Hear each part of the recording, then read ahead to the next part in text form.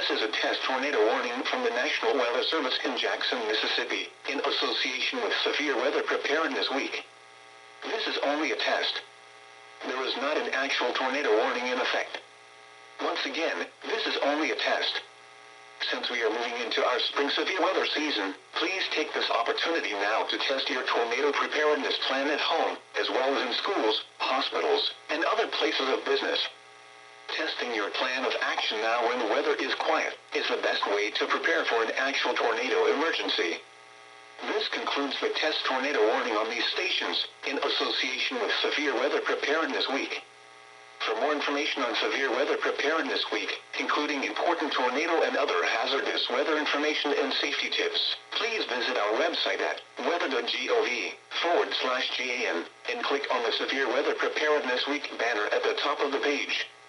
This test will replace the routine weekly test, which is normally conducted every Wednesday between 11 a.m. and noon on these stations. We thank you for participating in the statewide tornado drill, and now return you to routine programming on NOAA Weather Radio.